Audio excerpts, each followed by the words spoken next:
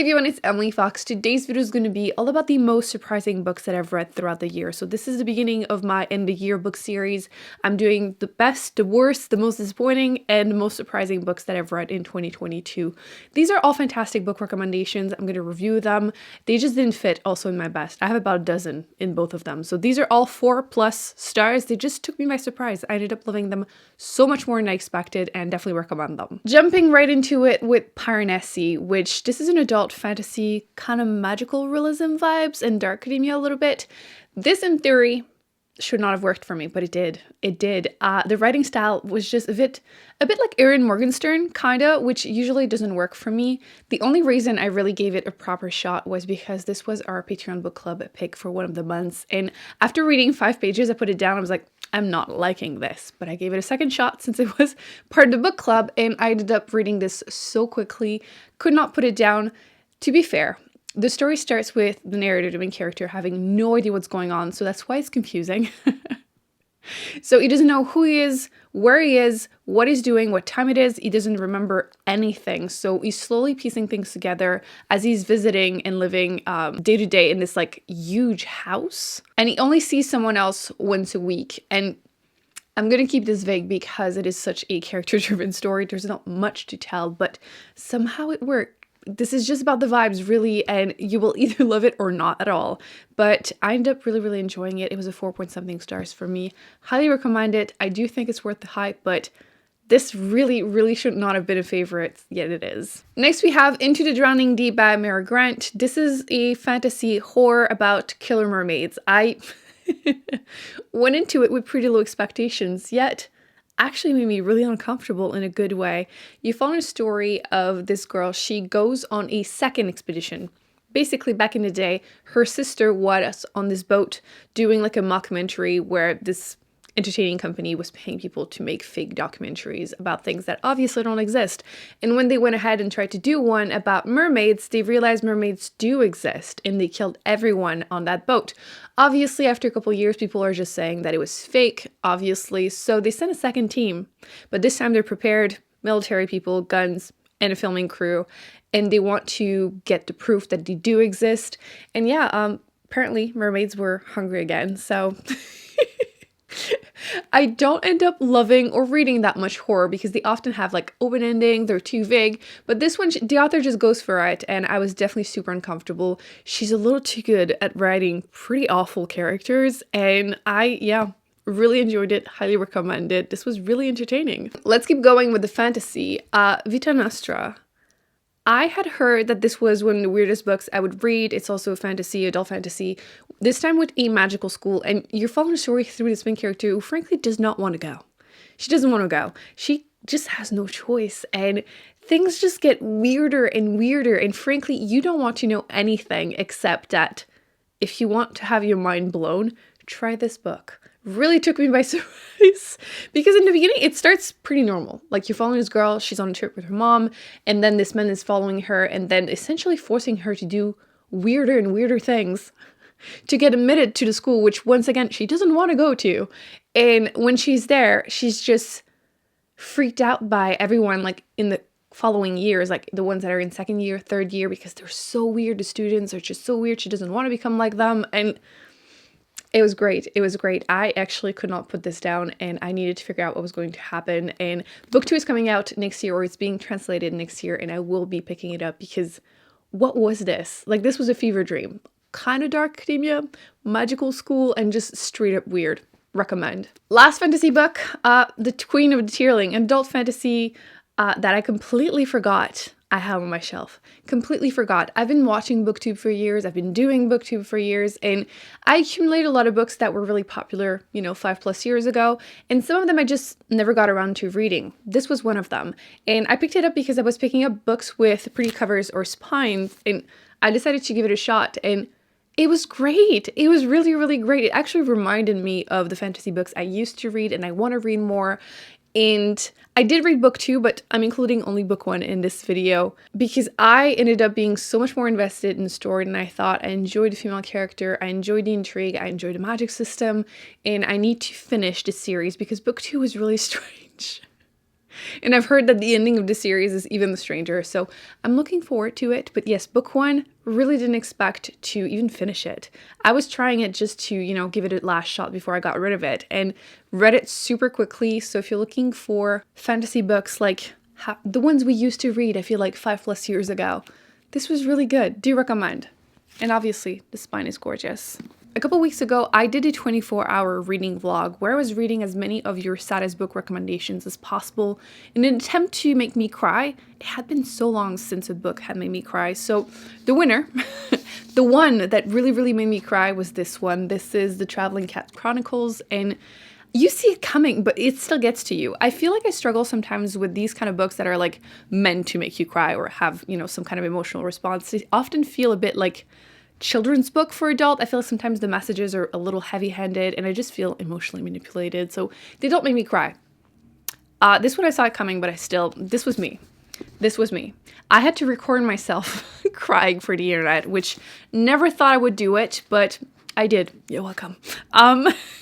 Honestly, it made me laugh so much that I posted it on Instagram because never thought I would make that face, but apparently I do. So, this book, you're following the story through often the eyes of the cat, which favorite character, super sarcastic. I loved it. I got emotionally attached to it from page one, which you want to be emotionally invested in these stories, otherwise they don't make you cry. And you're following him as their owner is trying to rehome them. So obviously you kind of know what that means, but I still cried. So if you're looking for a good cry or just, I wouldn't call it feel good, but do you pick up books to cry? Because if you do, then yes, check this out. I liked it. Another book that almost made me cry in this reading vlog was And Every Morning the Way Home Gets Longer and Longer. I do need to get a physical copy because I read the e-version and the ebook they didn't really have like proper page. So I don't even know how long it was meant to be, but I believe the physical book is like almost 100 pages, but I think there's a bunch of pictures. So this one, I'm going to keep it vague because again, if you want to cry, you don't want to know too much, but essentially following this conversation between a grandfather and his grandson, and they're just talking, and obviously things get sad, so you kind of know where this is going, but I just wanted to give it a quick shout out because if it had been any longer, I would have cried. I would have. And this is not my favorite book by the author. He's definitely one of the ones that I think about when I say that sometimes just too heavy-handed and I feel emotionally manipulated, but in my opinion, this was his best. And you know what? There's one more book that was in that vlog, did not make me cry, but took me by surprise because I really loved this. I don't know why it came out like this. The Perks of Being a Wallflower. Somehow managed to live my whole life without hearing any spoilers, did not read this in school. This is a coming of age, definitely a high school kind of book. So I read the book, then watched the movie, so I feel like I kind of associate them together. So I feel like the movie was really, really good. So I kind of, maybe it's the movie I love the most. Anyway, it took me a little while to get into it because of the writing style. You're essentially following the story through letters that the main character is sending.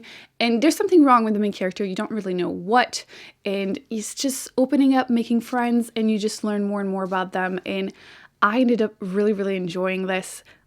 Again, more than I expected, because high school books, I feel like sometimes you read them as an adult and you're like, okay, I get how and why it would work for teenage me, but I do feel it actually would have blown my mind as a teenager. But even as an adult, this was really good. And once again, I really, really enjoyed the movie. Again, I can't believe I had heard no spoilers, and this was definitely worth the read, even as an adult, but will be recommending this to teenagers around me. This might be the most surprising book I have read this year, because I think this is the ugliest cover almost ever. I know every time I say that, some people are like, but I like it, which is fine. Obviously, we all have very different tastes with covers, but to me, this is so ugly. It looks like a 5-year-old photoshopped it in 2 minutes, but the only reason I picked it up, I didn't buy this. This is one of the only books that was sent to me by a publisher. It had been on my shelf, I think, for 3 years. I got it like right as I was moving in here, and would not have picked it up probably ever, except I did a challenge, a read it or unhaul it challenge. I put all of my mystery thriller horror book in a jar, and I was picking one and trying it in order to try to, decide, am I gonna read them or not? I would try a chapter and then either finish it or get rid of it. And I ended up page 1, really invested, because I think this is a mistake of the marketing of this book, because this is marketed as a murder mystery in a dystopian, like, post-apocalyptic setting. This is a post-apocalyptic book with a little bit of a side story of a murder mystery. So if you go into it for the murder mystery, you're going to be disappointed because it is not satisfying. But if you love post-apocalyptic books and you're trying to get to read more, check this one out. It was so good. So you follow the story through journal entries. This man is on a conference in Switzerland. He's an American. So he's at this remote hotel in Switzerland with a bunch of people from all around the world when nuclear war happens. So they're completely cut off from the world. They have no idea what's going on. And to keep himself busy, he is trying to solve the murder of a little girl. They found a body, and he's really focusing on trying to interrogate everyone, which, like, people don't necessarily speak English. They don't really know you nor care to know you. Like, the world has gone to everything is chaotic, and he's trying to, keep himself busy. They're trying to survive and then figure out, is this real? Are people okay? Are there still people out there? How do we survive? But it's a very chill-ish post-apocalyptic books. I feel like a lot of the ones that I've read tend to be quite like military and like heavy on the like sexual abuse and like a lot of like grape scenes.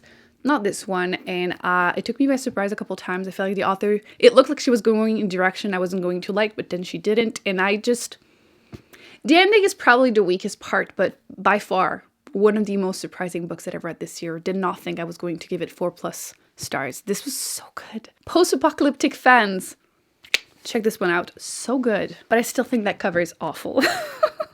The next one is the last book that I finished, and it needs to be mentioned. This is I Who Have Never Known Men. And my only issue with this is that I read it in English. I didn't realize that this was a French book. If I had known, I would have. Moi qui n'ai pas connu les hommes. And like page 1, it's funny because the character says that basically you should learn other languages to read the books in the original language.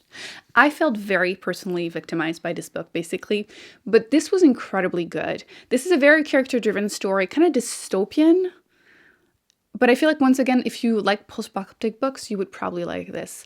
I'm going to keep this somewhat vague because you don't really want to know. You're following a story through the eyes of, at first, this young girl who has been living in this room in prison with 39 other women. There are 3 male guards, and they don't speak to them, they don't acknowledge them unless they do anything. Like, they're not allowed to touch each other. But the thing is, they have no idea who they are, why they are there, what's going on. They don't know any of the other people, but they've been there for years. And someday something happens and they escape. And you're just following them surviving. That's all I'm going to say. This was so good. If you like very character-driven, kind of chill dystopians, I would check it out. This, again, in theory, the ending shouldn't have worked for me, but it totally did. And I need to reread this. I never reread books, but I know I will reread this one because there's just something like a quiet despair. Like, it's not a cheerful book at all, but it really stuck with me. And I know, again, that I will be rereading this. So highly recommend it if that sounds appealing to you. I'm realizing my reading taste is sounding a little disturbing, but the next book I wanted to rave about is this one. This is The Shadow of the Wind. And I don't think I would have picked it up anytime soon if, once again, it wasn't for a reading challenge. I was trying to read some of the books that I picked up in my first book haul ever, which was 6 years ago. And I still hadn't read that one. It's such a popular book, which sometimes I feel like books are so hyped that you feel like you're not going to like them. They're not going to live up to the hype. But this ended up being really, really good. I had heard that this was magical realism, and frankly, I would call it more like historical fiction, really, which is also not my main genre, but I ended up being so emotionally invested. You found a story through this young boy who one day with his father, they go to the cemetery of forgotten books, and he can pick up whatever books he wants and finds one that is very special because his books are disappearing. Basically, someone is stealing or buying any copy they can find and burning them. So he has possibly the only copy of The Shadow of the Wind, and he's trying to figure out who was the author, what happened, and he's slowly piecing things together through the book, and I ended up really liking it. So it was worth the hype. I get it now, but my gosh, 6 years later, my expectations were kind of low. The next one is actually a classic, The Tenant of Wildfell Hall by Bronte. I don't feel like I hear enough people mention this. This was so good. Definitely took me by surprise. And she is now officially my favorite Bronte sister. I've only read one book per sister, but this was by far the best one. Anne Bronte was way ahead of her time. This was a very feminist book. Like, she was calling out men and like bad husband hard. So I understand why there was so much controversy behind it. And she passed away really early, and I believe her sister even refused to republish the book because it was so controversial. And I'm so glad we can still read this because this was so good. The story starts with this woman who moves into this neighborhood with her son, and she's really keeping to herself. You don't know what happened. She doesn't seem to have a husband. People are trying to be, nosy neighbors, trying to figure out what's going on. And you have this man who basically harasses her because he wants her. And that's how it starts. And eventually you get, the backstory of what happened to her. And could not put it down. I really ended up enjoying it. The main character was super interesting. The ending is the only thing that wasn't 100% satisfying, but I am obviously looking at it through a 2022 lens. I'm aware. I just, wanted better. But yes, this was fantastic. If you're trying to read more classics, definitely pick this one up. It deserves so much more hype than it's getting. I absolutely needed to give a special shout out to Sour Candy. This is a horror book that is like 74 pages.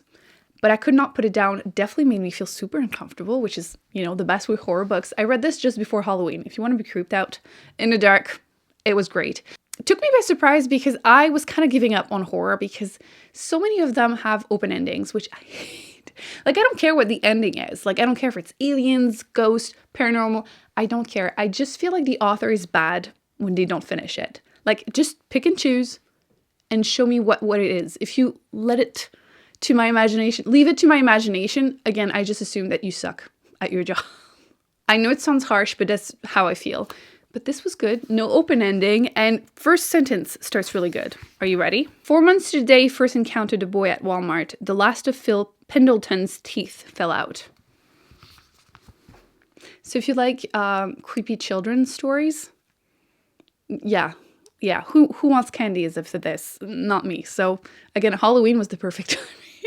So these were the 12 most surprising books that I've read in 2022. I highly recommend you check those out. Let me know in the comment section if you have read any of these and how you felt about them and what were the most surprising books you have read this year. Once they are up, I will be putting other videos for my end of the year series. Definitely check those out. Thumbs up, subscribe, and I will see you in an upcoming video very soon.